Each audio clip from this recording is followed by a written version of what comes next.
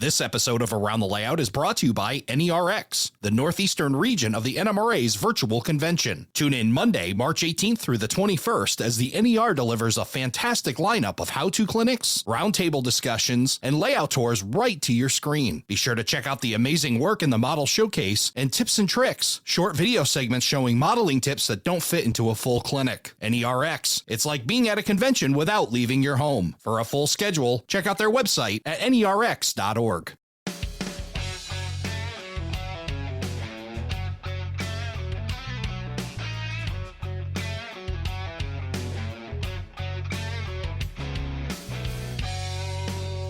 Hello, everybody, and welcome to Around the Layout, where model railroaders come to tell their story. My name is Ray Arnott. So glad you could join us. Joining me today from Las Vegas, Nevada, Tom Barbalet. Tom, welcome to the show. It's a pleasure, Ray. Great to be here. It is awesome to see you. I consider you one of the pioneers of model railroad podcasting, and excited to get to know how you got started and how this whole thing kind of spun off. And now we've got a bunch of these podcasts that are going, including this my own here. And I think we can credit back to the early pioneers such as yourself for, entering the podcast space and introducing it to model railroading. So looking forward to hearing your story of how that all got started. But I want to kind of start because I know that you had some predecessor stuff to that and then some early model railroading, at least indoctrination or exposure. Why don't you tell us a little bit about that, Tom? Oh, Tom Barbalet with regards to the hobby of model railroading. Well, I come from a place called Australia. It's a long way away, but the model railroaders in Australia are a very particular breed. I won't say that I was one of those growing up, but I did go to an annual train show, and I did have a chance to interact with model railroaders. My grandfather would pull, not around the Christmas tree, but actually technically probably around the Christmas tree, but with a bunch of additional stuff and a bunch of shunting yards and a bunch of other things. So on both my grandparents, on both my grandfather's sides, were model railroading of some form or shape. On my other grandfather's family, it was very much steam engines and just building things with steam and the kind of stuff where my parents were very cautious of me staying out of the room whenever any of this stuff was going on. I guess my fingers could have been easily burnt in the circumstances, although I do have a steam engine actually in the room with me. So I maintain little bits and pieces of the hobby. But no, I wouldn't have considered myself a model railroader when I started Model Rail Radio. I think it's an interesting idea. I've been doing open source for 27 years now. So that's writing software, giving software away for nothing, a community of like-minded folk and academics and people just to talk to and share ideas with through this idea of source code. So the background to Model Rail Radio, it being a similar kind of thing, being something that anyone could call into, being something that anyone could participate in. Also, for many years, I spent many years editing shows, working out the way you could get past the people's speech impediments. I was trying to think, John Gardiner IV recently said to me that I produced the best audio of his that he'd ever heard. So the audio editing was a really critical part early on, associated with making sure everyone sounded the best they possibly could. So they just enjoyed coming on and didn't worry about speech impediments and these kind of things. Verbal tics, so many people have verbal tics that they don't even notice until it's being recorded. So did a bunch of different things, but Model Rail Radio was started more as an experiment than anything. It was started with the idea that why aren't there more Model Rail podcasts? Like at the time that I started Model Rail Radio, there were 2 Model Rail podcasts at the time. But the idea that basically this hobby, which is so completely ensconced in kind of nerd philosophy and deep, technical knowledge needed and, variety of different skill sets that so everyone needs to be model railroader. I couldn't understand why there weren't more podcasts at the time. So I came to this thing more as a podcaster than a model rail enthusiast because I'd done podcasts historically associated with the open source simulation work that I'd done. So this idea of a live call-in format actually predates Model Rail Radio. It relates to a podcast I used to do called Biota Live, where people used to call in from all over the world. And these were academics, these were, open source people. There were a wide variety of strange people, including folks from Europe that used to smoke rather curious things on the podcast. And, it was a very curious group of individuals that gathered together, and some of whom coughed into the microphone far too frequently. And it was just a very strange group of people that I'd gathered. And I thought, well, how much worse can the model railroaders be? So I started Model Rail Radio in 2009, just as a monologue, just trying to explain basically what my background in railroading was, what my background in model railroading was, the fact that I wasn't a Dave Frary, I wasn't one of these names in the hobby. I was just some regular guy who liked recording podcasts, who wanted to see who would call in. And that was the seed of Model Rail Radio, basically. I want to go back even before Biota Live and this idea in general of podcasting, because it was relatively foreign to me, even say 3 or 4 years ago. And you were like way in, way in the beginning. Tell me how you got introduced to podcasting in general. So I've always been literally, I've got tapes here of me at age 3. I've got my daughter's a 2.5 currently, but I know what the mind of a 3-year-old is quite intimately. And me at age 3 always had a microphone, always had a recorder, was always interviewing adults. I just wanted to understand what this thing was that these crazy people that surrounded me did. What made them adults? Like what were their inner workings, basically? So from a very early age, I was always the person with the microphone, always the person asking the questions. And that went into audio, went into a bunch of digital audio recording. I was very early in digital audio recording, produced CDs in the mid-90s, did a bunch of things which were very audio-centric and also just hobbyist-centric, really. Just picking up. I remember when CD burners were just really unreliable. I had to rent a CD burner that was attached to a cement slab in some warehouse somewhere where I couldn't be in the same room as the CD being burnt. I mean, it was, I remember really the grassroots of this thing when it was digital audio. And then from that, it was a matter of, the thing that fascinated me was that you could capture in people's voices how excited they were about something. So with the simulation work I did with Biota Live, this kind of stuff, it was about capturing the voices of people that were excited about what they were doing.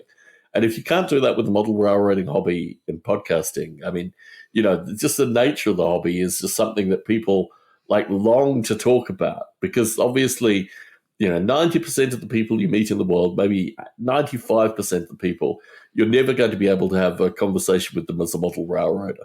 What I found actually was there was an academic community, particularly in the Midwest, in this country.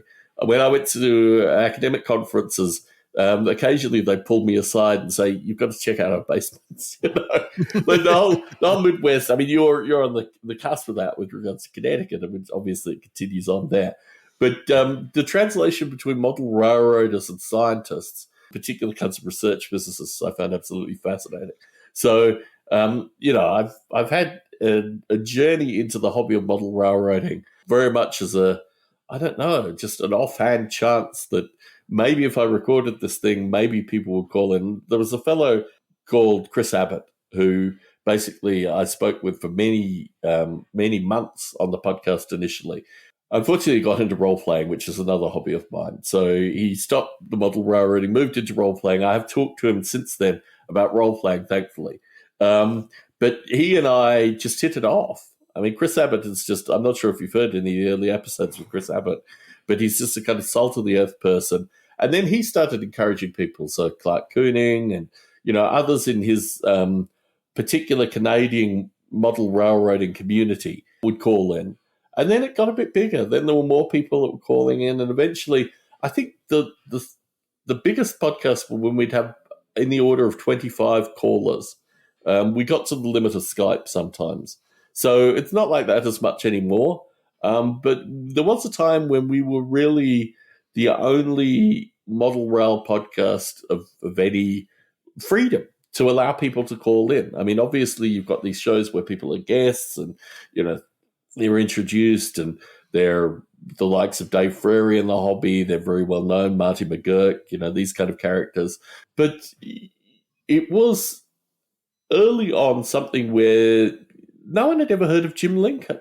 I mean, no one had ever heard of these people that are now so central. The late Terry Terrence, I have Terry Terrence's podcasting mic up here.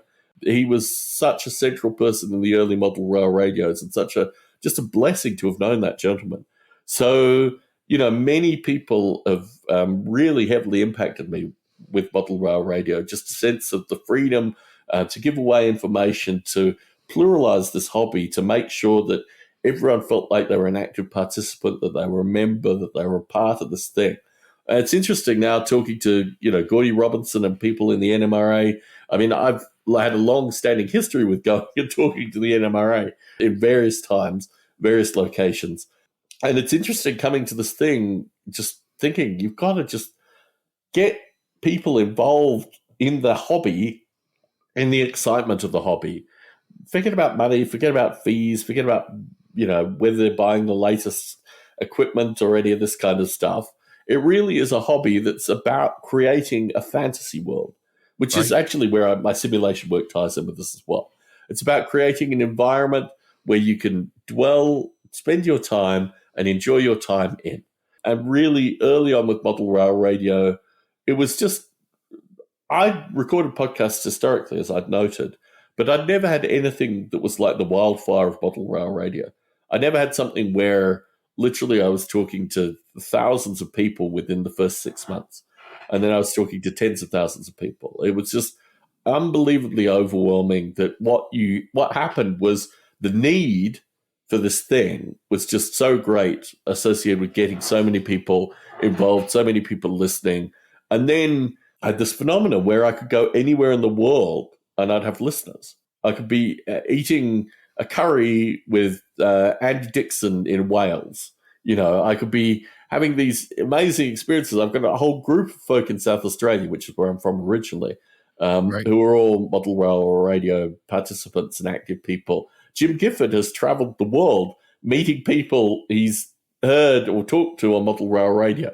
I mean, it's really fascinating to get the sense of this thing as not just a hobby, but an active community of participants that want to be involved and just have a general interest. I mean, your thing may not be, operations. Your thing may not be scenic. Your thing may not be a variety of aspects of this hobby, but you still love to hear people talk about it. And I think that's really the phenomena associated with the model rail radio and these model rail podcasts in general.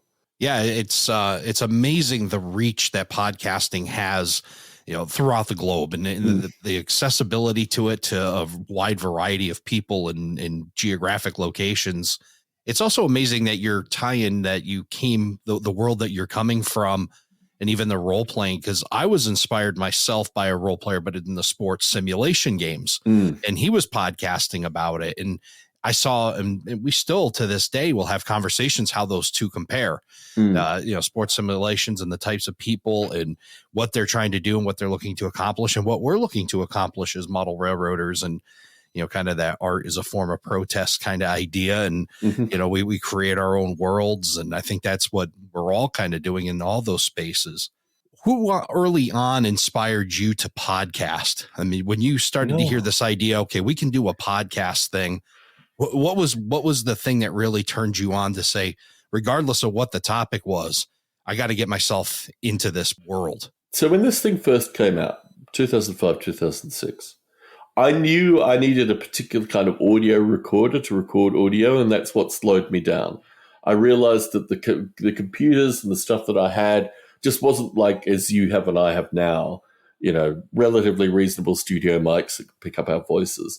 So I probably spent 9 months to a year not getting into podcasting because I didn't think I had the right equipment. And that, I think, is probably the greatest. I mean, I would have been podcasting in 2005 with all the initial folk that started this thing. And I was part of Podcast 411, which was just a really interesting history. The gentleman went on to work in the kind of commercial podcasting field, but he certainly, his name was Rob, I can't think of his surname, but he and I certainly met on a number of occasions and talked on a number of occasions, and I was a guest on his show frequently. So, well, I wasn't a guest frequently. I gave feedback frequently that he aired on his show, and there was a guest occasionally. But Rob Walsh was his name. And at the time, it was just the sense of what commercial media had been. So living in Las Vegas, NPR did a funding drive here that they carried on for 6 months because they couldn't get the money. They kept trying and trying and trying and trying because they couldn't get the money. And I went to various NPR events here just to get the sense of what a $30,000 show looked like, because they were very public. This show costs us $30,000 to record. What does a show like that look like? Like, let's go to the audience. Let me get a sense of what this thing is versus what a podcast is versus, how much is this thing costing me to record? Virtually nothing. So what I realized was that the old media, the old technology, the old way of doing things, the old part of this thing, which obviously, new media is now a completely different phenomenon than it was 15 odd years ago. But it was very much associated with the idea that as we were getting in early, and we all knew we were getting in very early to this thing, we could start actually making headway. So I used to listen to a variety of different podcasts about a variety of different things that aren't even my hobby. I used to listen to survivalist podcasts for the longest time, which was absolutely fascinating to me because, my in-laws live out in the middle of the desert and they're not really survivalists in the true sense of the word. But I do get an immense kind of kinship because I used to go and walk in, very inhospitable parts of Australia quite comfortably. So I do have a sense of that. Obviously, there's a bunch of additional stuff you get with survivalism associated with hoarding food and everything else, and a variety of different considerations which weren't part of my Australian bushwalking days. But it was very interesting to me that these people had gathered a voice. And realistically, when you listen to the voice, you've got a sense of the kind of authenticity, very much so to what we're talking about. People love talking about stuff and, you can capture in their voice very quickly what is their particular passions. So I listened to a variety. I've got I think I've got it here, actually. Sorry, let me reach over. This is a historical thing, right? So I don't even know he's holding up, I think, what the original iPod, right? Yes, when everybody wonders what pod came from, there it is. This was the small one. This was the smart one versus the big one was the original one. This is, I think, I can't even remember what they call it. Was that the Shuffle? The iPod Shuffle or maybe something like that. Anyway, so I have all my old podcasts on that. And I went back. So the Scotty Mason Show, I should give shout outs actually to the original podcasts here. The Scotty Mason Show was the first model rail podcast for a number of months. And then a gentleman called Ryan Anderson, the late Ryan Anderson, produced the Model Railcast Show, which to a certain extent is still going on to this day. Tim Harrison and co. Still, of course, the late Craig Biscaya. It's amazing, actually, the number of people I know who are no longer around associated with these podcasts. It's not really a laughing thing. It's more giving credit to just the energy that they put in. I mentioned the late Terry Terrence, certainly Craig Biscaya as well. Just amazing energy, an amazing man, amazing positivity associated with the hobby. So when I started out podcasting, there were already model rail podcasts. But Model Rail Radio was very different to that, the way they were doing their podcasts. And so the late Ryan Anderson was a student, actually, of Rob Walsh, associated with how these podcasts should become commercial entities. And your hobby became your business, basically. And I wasn't of that. That was a very different philosophy to my philosophy. But it meant early on, not that he and I butted heads at all, but just we had a completely different philosophical view associated with what this thing was. And it's not that I've questioned in recent years some of my particular, I won't say fanaticism, but my views with regards to open source software have guided. I mean, literally, I was doing this thing before I was married. So when my wife married me, she was like, why do you spend all this time with this crazy software that never does anything? And you've got these other crazy people you associate with, but this isn't, it doesn't seem to be gaining anything in your life. Because of these things. Yeah. Justifying your hobbies to your significant other is always an interesting process. But a podcast within itself. Yes, I was very passionate about just the freedom of ideas, I think, and the ability to get a freedom of ideas out there, which predates all this stuff, but is so central to just my experiences with my open source software. And really, podcasting for me was another open source expression. It was another way of, for very little money, and that was another thing that I tried to do early on, was just to make it as economical as possible. All the things that cost people money, that caused burdens for them, that made them, seek sponsorship or all this kind of stuff. For me, I just realized I had to make it as inclusive as possible, basically, and financially inclusive in particular. So that was not a burden early on, but certainly something that defined me early on when I started doing Model Rail Radio. I think it's an excellent thought, and certainly something I'm on board with as well. Although, I do have some sponsors that do help with the show, and of course, we have our operating crew that helps support it through Patreon. But as far as that open source idea, is kind of the same reason why I like to put all the podcasts out there for free. Certainly, there is actually no financial obligation to anybody listening to this or any of my podcasts to pay to listen to them, and that's that same idea. I want these stories out so people can hear them. We've talked to so many great model railroaders, and I want them to be able to hear that. And it sounds like you are on that same thing. Like, get this out there, get it to as many people as possible, and really spread this information wide.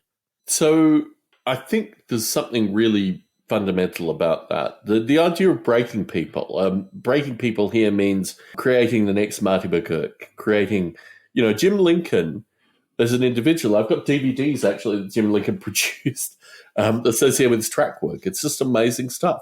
Give the guy a soldering iron and some metal strips, and he can just do amazing work. So there are, this is a lone wolf hobby. There are people that do amazing work that no one has ever heard of. Yes. So we have the ability with these podcasts not only to promote people that are well known in the hobby, but also to give a vehicle for people who should be known in the hobby to get discovered in the hobby. And I think this is one of the interesting things, particularly with the ex-model railroader people, was another group of people that came to me, or current model railroader people, but the ex-model railroader people in particular, came to me and said, you can't make all these people famous. And I'm like, I'm not even trying to make these people famous, right? But they viewed it very much from the way they saw the hobby when they were at Model Railroad, which is they have a certain number of, names, a certain number of bylines, a certain number of these things, and that's what made the hobby for them. So the plurality of voices in this podcasting thing is, I think, something that should be expressed explicitly. To let people to make them realize that this thing is actually far greater than what you see it as initially. It's actually giving a vehicle for people who you'd never hear from to have a voice. Yeah. And I think in a way, the least where how I feel is the more stories that we can share out there, the more people we can get to come onto a podcast or tell their story on a podcast, makes it more likely to be relatable to somebody else. They may not relate to a guy like me or somebody else, but we bring a guest on and they hear something in their story that lights them up, that they say, I can relate to that. Sure. That sounds like me.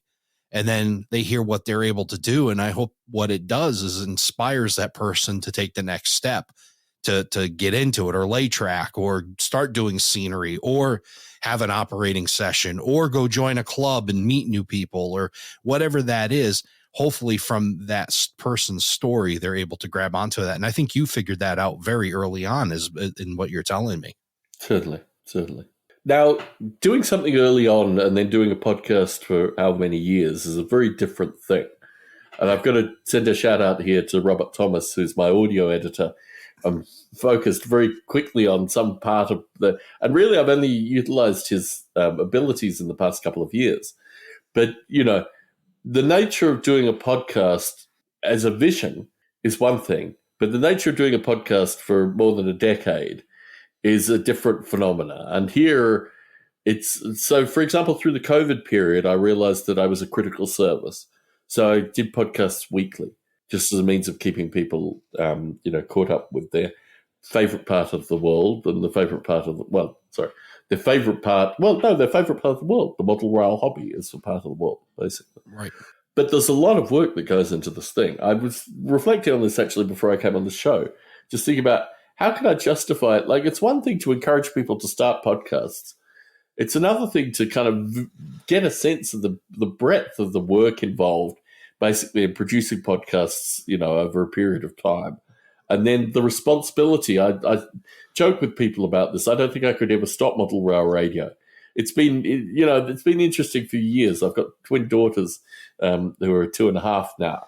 So the late Ryan Anderson would say to me that he'd much rather spend time with his 7-year-old than recording a podcast in any circumstance, which made it very difficult for him to actually, when weekends came around, to spend time doing anything other than spending it with his children. I now appreciate that as a father, but these podcasts are a thing in and of themselves. So when I now record, which is slightly less frequently, I've had various other life changes, which hopefully will resolve themselves in the foreseeable future too, and I go back to more regular recording. It's an emotion associated with friendship more than anything. And I think really what has come through this podcasting phenomena for me is just 50 to 100 friends I never thought I'd have. Just amazing people that I now consider very close friends and who consider me close friends, just through putting your audio out there, just putting your voice out there has been a way to encourage people to. So these things, why I don't think I'll ever be able to stop this model rail radio is just because it's a friendship group more than anything. Yeah, it's, again, amazing, the people that you meet and the doors that open and the places you get to go just from talking to people, and, advantage to being able to do it in a more broadcasting way with podcasting. But I also find that just in the hobby in general, the more you put yourself out there, the more you talk to people and network.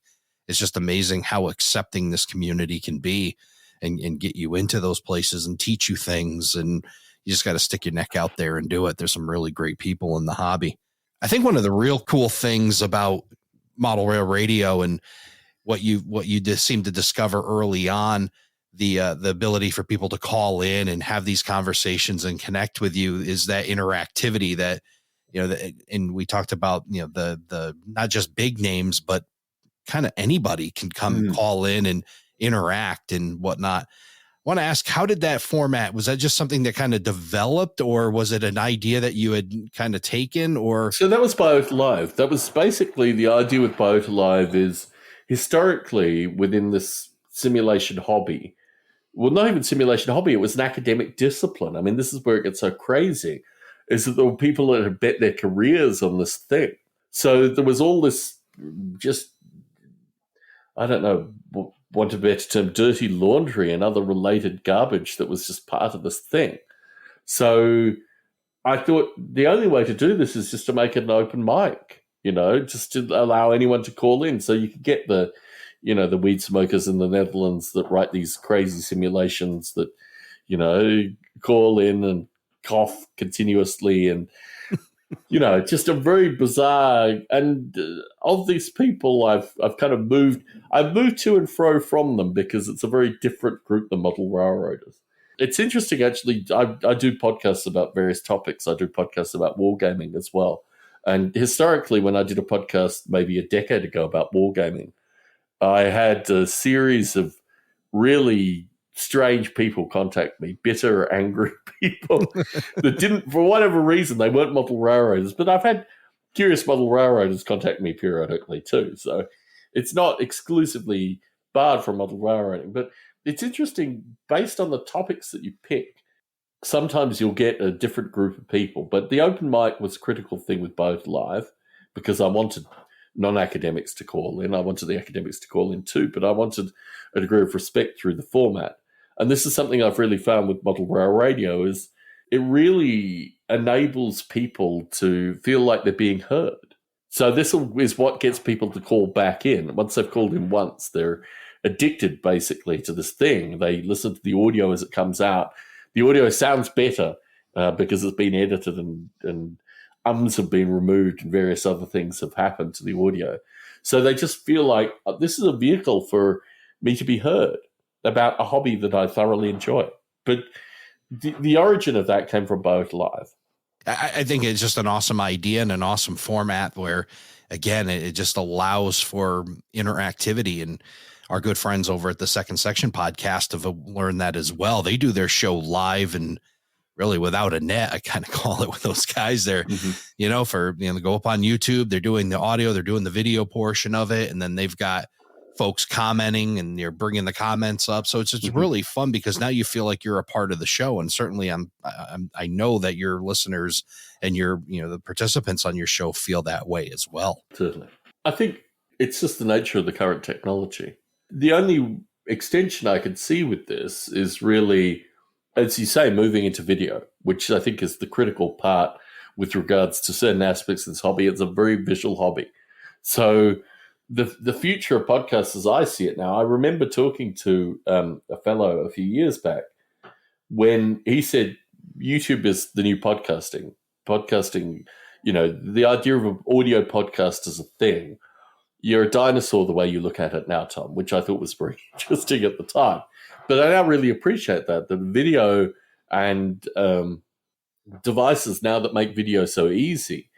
I know certainly the NMRAX has utilized people with multiple cameras, multiple devices as a means of, doing clinics in a way that has never been thought of previously. So I think as a dinosaur in this thing, having only done audio, I'm really interested in seeing what happens in the video domain now. And it's interesting what's starting in this thing because you're seeing kind of more traditional podcast like formats.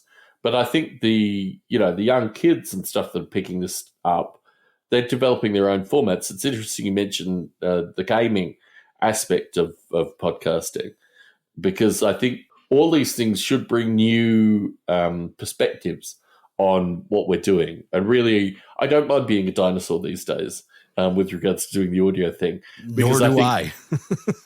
I think the video could go in so many different directions, but doing video editing is just a completely different thing than doing audio editing. Well, and not only the editing part, I enjoy the audio aspect. That's why I enjoy listening to your podcast because tomorrow morning, I'm going to get in a car and I'm going to head from Connecticut to Cherry Hill, New Jersey. That's 4 hours. And in that time, I'm going to listen to the latest Model Rail Radio. I may listen to some other podcasts as well. Crossing Gate, I think, has got a new one out there that I may not have listened to. And so you have that aspect of it. And I think, and certainly no offense to video, I think video podcasting, and I don't try to split hairs with, is video really a podcast or this? It doesn't matter.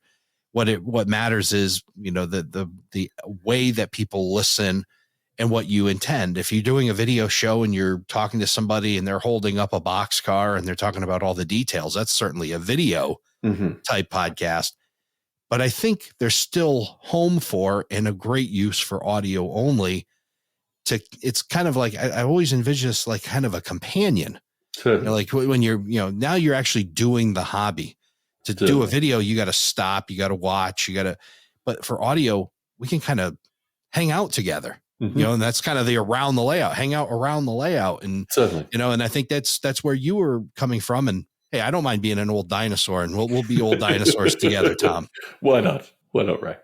So one of the things I really liked, as I mentioned earlier, I watched your NMRAX from about 3 years ago when you were talking about podcasting, and this whole idea of creating community is something that was really cool. And I think that you've done that not only in creating community of listeners, the creating community of podcasters as well has really kind of been cool because, here you are on my podcast and, we all network in some way or some shape together. And it's really the hobby inside the hobby. This is a hobby in itself. And you talked about gear and all that.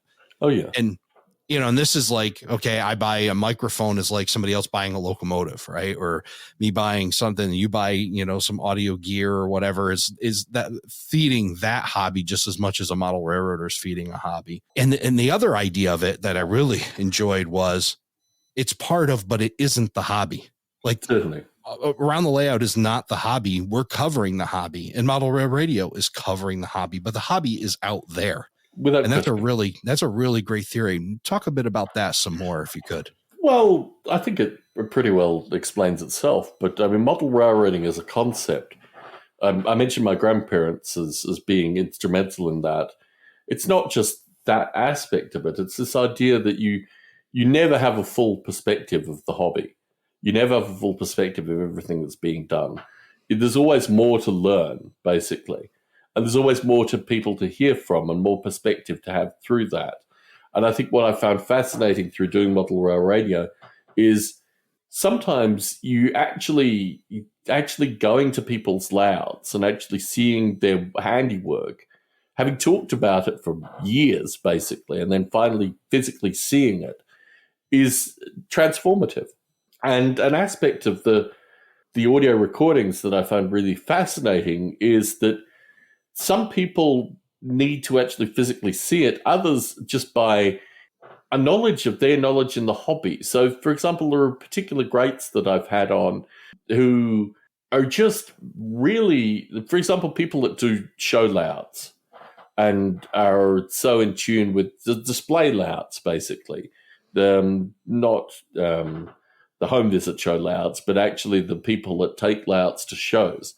There's so much knowledge that's gained from that when two or three of these people all over the world have an opportunity to talk individually, but also to one another, they can develop. They have an understanding which is unique in their own perspective, but actually grows from having the discussion with other people. So what you create out of this is far greater than you could ever actually initially establish. It becomes a thing in and of itself. And when you realize that you're communicating with people that are just on a different level with regards to the model railroading hobby, you can pick up pieces of what they're saying, but you may not get everything that they're saying. And I think that kind of collective energy I found truly fascinating. I have people frequently from Kent in the UK, which has its own very particular flavour of model railroading. Yes. It's just outside of London, so many of the people are ex-rail people that have done stuff in London, but their own abilities within the hobby and the fact that they've all done show layouts and they have a long history of buying and selling show layouts and recreating show layouts and just a variety of different things gives them a skill set which is relatively unique. But the people that do shows in the US or the people that do shows in Australia, for example, they have their own skill sets, which are similar but not quite the same. So when you start getting that kind of, you actually create a gestalt, something that's greater than the sum of its parts in creating this exploration. And that's one of the fascinating things, that the hobby exists as something greater than you can understand at the time. But part of the gathering the people together creates a greater understanding through that thing. One of the things I found as I got into podcasting with model railroading and obviously around the layout, I'm still a guy really learning the hobby, and you call yourself really not a model railroader, but you're learning a lot about the hobby. And I certainly think that is certainly benefited me and my knowledge base of what's out there and just learning more and more about the hobby.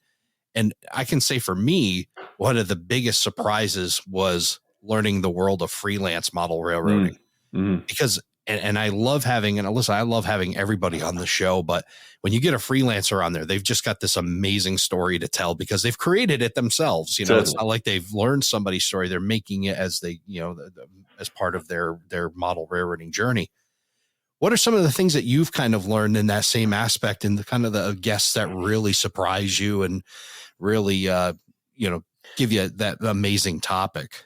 The deep narrative is always really fascinating. As you say, the freelancers that have the history.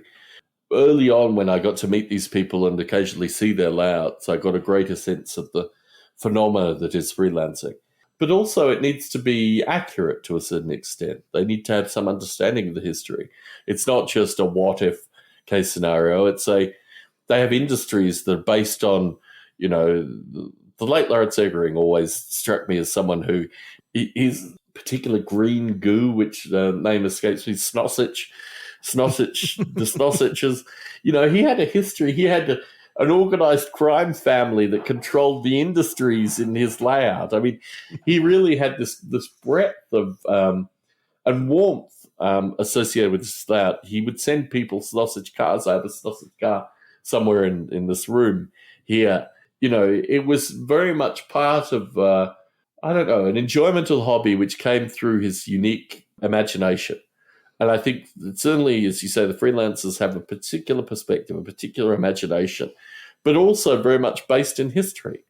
It's interesting talking to people that create very abstract freelance layouts. I was talking with John Gardiner IV recently, and just said, maybe get some Argentinian, locomotives or something like that, something that's visually, they've got wheels on them, they're trains, but they look distinctly different.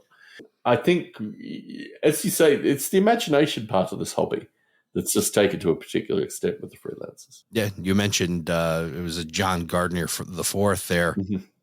Modeling in the future is just amazing. Just like everybody talks about the past or the modern day. Never really thought about, heck, you could do that too. I mean, it's the world is your oyster, as Isaac Faber said in a couple episodes ago, and that's been sticking with me. It's whatever you want it to be. It's an amazing hobby that way. Like the political ramifications of modeling the future, I thought was what fascinated me, because he had a slightly socialistic future that then had gone extremely capitalistic, and I was just really fascinated to ask actually what politically had happened in his version of the future that created this thing. But yeah, when you meet like-minded folk that can jam and are willing to be moved out of their comfort zone, that's one of the great fun things in this podcasting space. That you'll occasionally meet people like John that you can move them out of their comfort zones, and you know that they're enjoying that. In fact, he sent me a series of text messages following his appearance on Model Rail Radio most recently, just like I'd taken his thinking to a different perspective, basically, which was fun.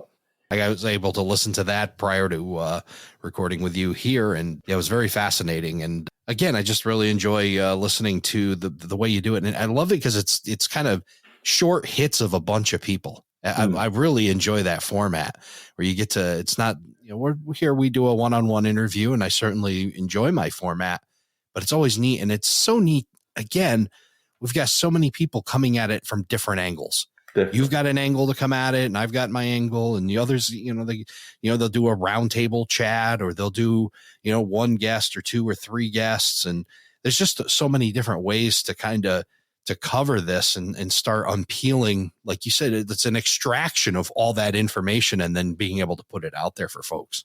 Definitely.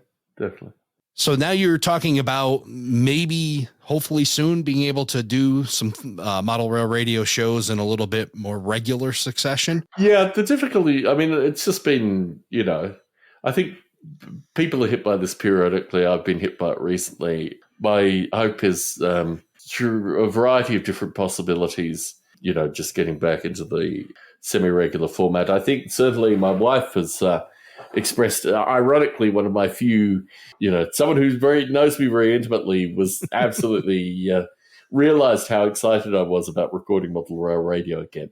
And the format has to continue.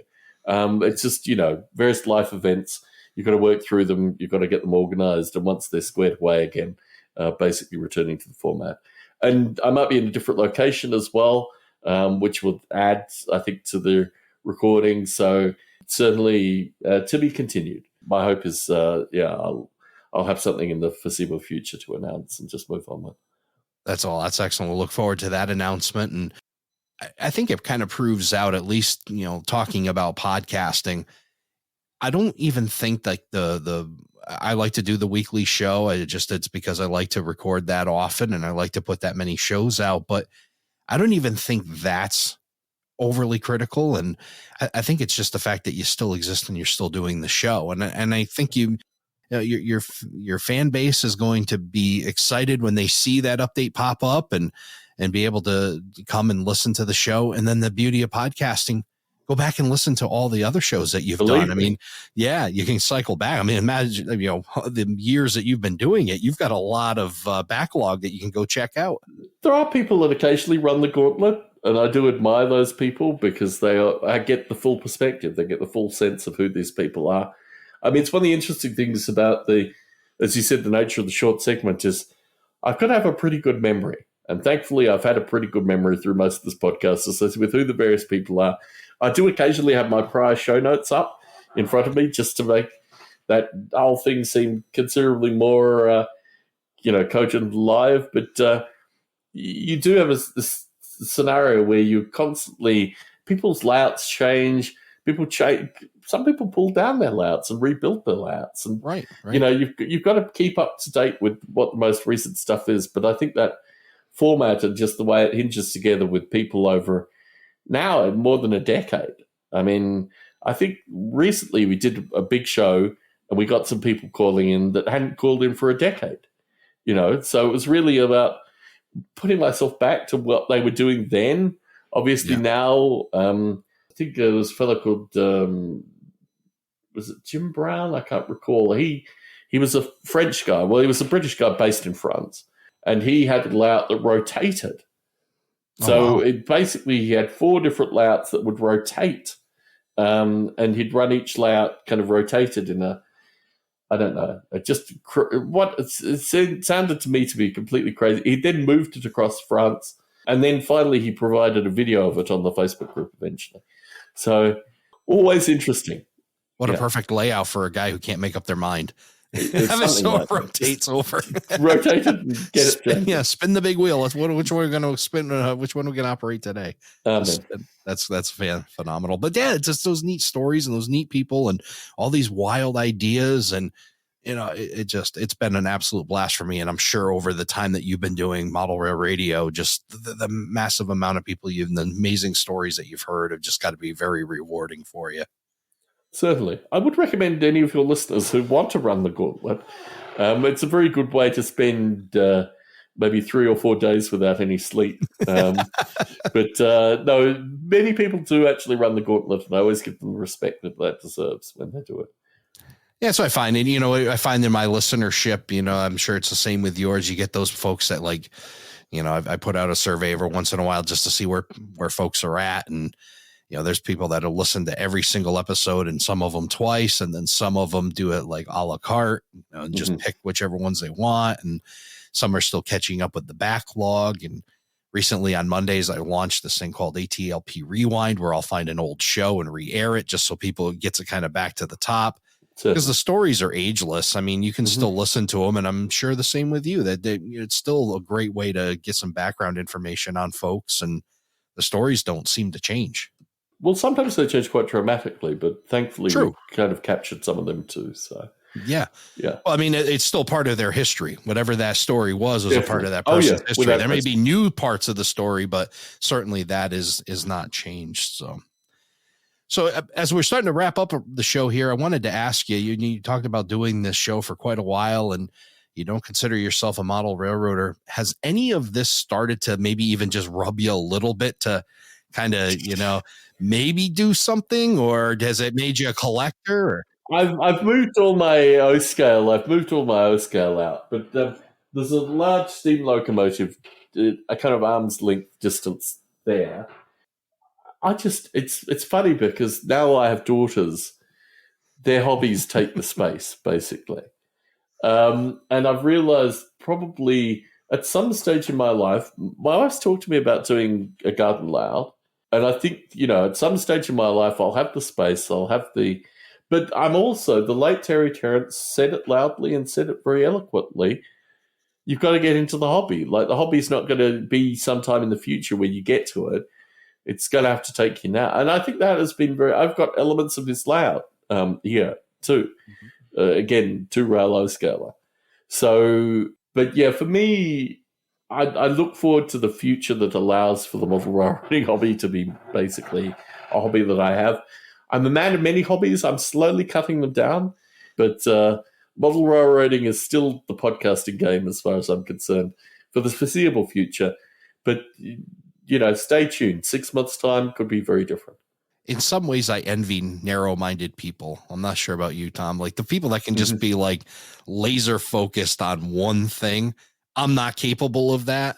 I know friends of mine aren't capable of that, and it doesn't sound like yet you're there. You've got a lot of varying interests, and of course, a growing family, and the girls growing up and spending time with them. So you had a lot of things and being pulled in many directions, but certainly thankful for you to continue on with Model Rail Radio. It's a very entertaining platform, very educational platform. Listeners, including myself, get a lot out of it. And it's amazing to listen to the folks that you've been able to bring forward and bring into the limelight. So thank you for that. And I want to thank you again for coming here on Around the Layout. Been a real pleasure, Ray. I'm glad we've been able to avoid the elephant in the room, which is the Super Bowl happening. So for folks listening in, a little inside baseball, I think we're both very successfully avoiding the Super Bowl currently. Thank you for joining us for this episode of Around the Layout. Learn more about today's show on our Facebook page, facebook.com/Around the Layout. Show your support by becoming an operating crew member at patreon.com/Around the Layout podcast. Past episodes and more can be found on our website, aroundthelayout.com. And send us your feedback, aroundthelayout@gmail.com. Thanks for hanging out with us around the layout.